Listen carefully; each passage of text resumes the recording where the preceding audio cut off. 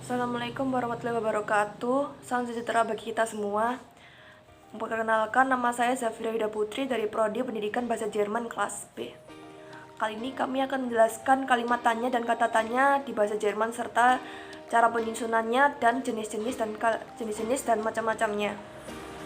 Yang pertama, apa sih kalimat tanya di dalam bahasa Jerman itu? Kalimat tanya dalam bahasa Jerman itu ada dua jenis, yaitu Satzfrage atau kalimat tanya tanpa kata tanya, dan Frageworte kalimat tanya dengan kata tanya. Nah, kata tanya di Jerman itu disebut W-Frage. W-Frage ini kayak simpelnya seperti 5W dan 1H di dalam bahasa Inggris. Nah, apa aja sih W-Frage di bahasa Jerman itu? W-Frage di bahasa Jerman itu sebenarnya ada banyak jenisnya, yaitu ada yang pertama ada wo di mana, where siapa, woher dari mana, was apa, wie bagaimana, warum kenapa, welche yang mana, wie lange berapa lama, dan wie viele atau wie viel yaitu seperti berapa banyak dan berapa jumlahnya, seperti itu. Nah, untuk penjelasan lebih rinci tentang Frageworte dan Satzfrage, nah teman-teman saya akan menjelaskan secara lebih lanjutnya. Perkenalkan, nama saya Puri Rahma Rizwanti dari Prodi Pendidikan Bahasa Jerman. Oke, selanjutnya kita akan membahas tentang Fragesatz mit Fragewort, kalimat tanya dengan kata tanya. Kalimat tanya jenis ini adalah kalimat tanya yang menggunakan kata tanya Fragewort sebagai penanyanya. Kata tanya tersebut diantaranya yang pertama yaitu wann, kapan. Wann berfungsi untuk menanyakan waktu. Jadi jawaban dari pertanyaan dengan wann sebagai kata tanyanya adalah tentang waktu. Letak kata kerja dalam kata tanya ialah di tempat kedua, dan tentu saja kata kerjanya dikonjugasikan sesuai dengan aturan konjugasi. Contohnya, wann kommt sie aus Deutschland? Kapan dia datang dari Jerman? Im Februar, pada bulan Februari. Yang kedua yaitu warum, mengapa. Warum adalah kata tanya yang bersifat kausal atau kata tanya yang menanyakan sebab dari sesuatu. Jawaban dari kalimat tanya dengan kata tanya warum merupakan alasan dari terjadinya sesuatu kejadian atau peristiwa. Oleh karena itu, jawabannya biasa diawali dengan kata den atau weil, yang artinya sebab atau karena. Contohnya, warum kommst du zu spät? Mengapa kamu datang terlambat? Den mein Auto ist kaputt. Karena mobil saya rusak. Atau kalian juga bisa menjawab dengan weil mein Auto kaputt ist. Yang ketiga yaitu wie, bagaimana. Kata tanya dengan wie berfungsi untuk menanyakan situasi atau keadaan seseorang. Misalnya untuk menanyakan kabar, nama, pendapat, atau yang lainnya. Contohnya, wie geht es dir?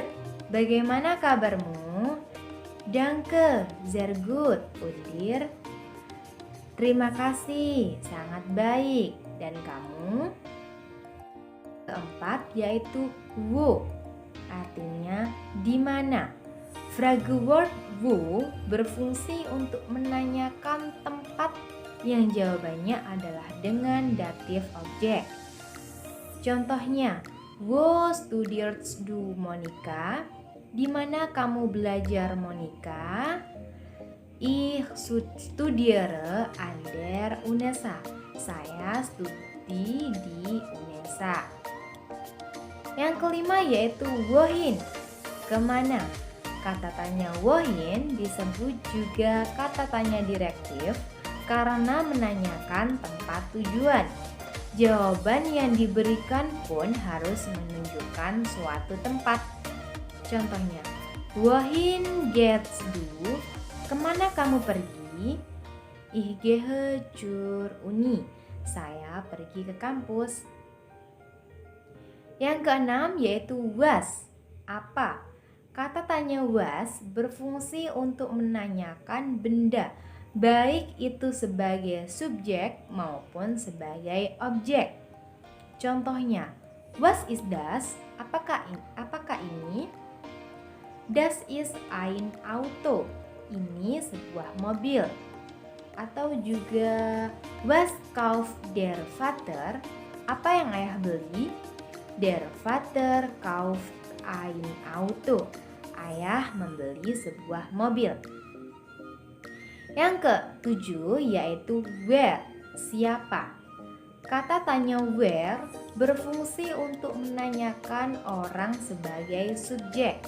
Contohnya, where kauft das Auto? Siapa yang membeli mobil? Der Vater kauft das Auto. Ayah yang membeli mobil. Yang kedelapan yaitu wie alt, artinya berapa usia. Wie alt adalah kata tanya yang khusus untuk menanyakan umur atau usia dari manusia atau benda. Contohnya, wie alt bist du?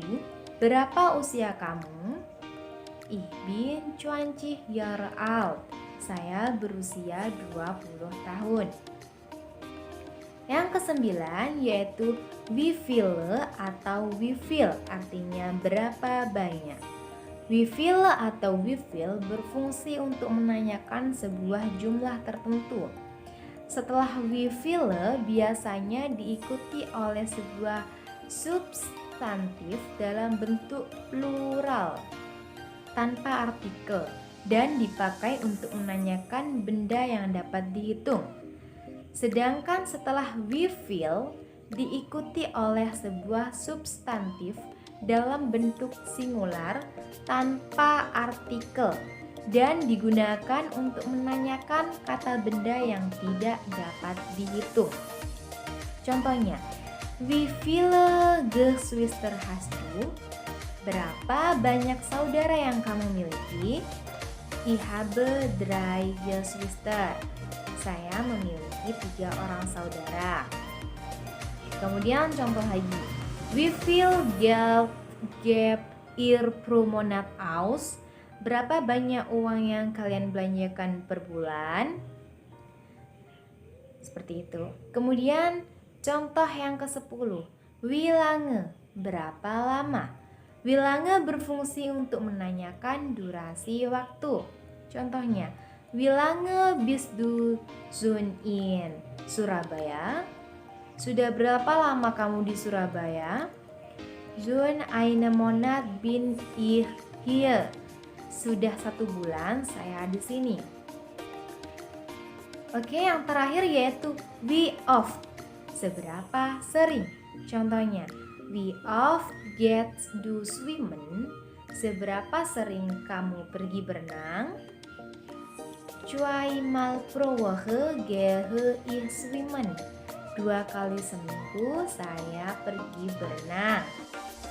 Jadi rumusnya itu adalah verb plus subjek atau objek plus adverb atau kata keterangan. Nah, selanjutnya saya akan menjelaskan Pratersat Owner Framework-nya.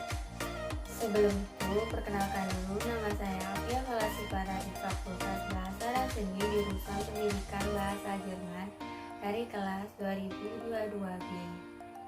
Pratersat Owner Framework, kalimat tanya tanpa kata tanya. Kalimat tanya yang tidak menggunakan kata tanya sebagai penanya.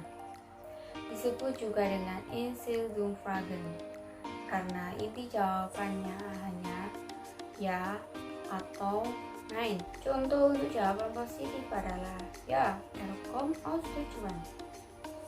Sedangkan untuk yang negatif adalah Nein, kommt nie aus Deutschland atau bisa Nein, kommt aus Poland. Untuk jawaban positif atau mengiyakan memakai kata ya.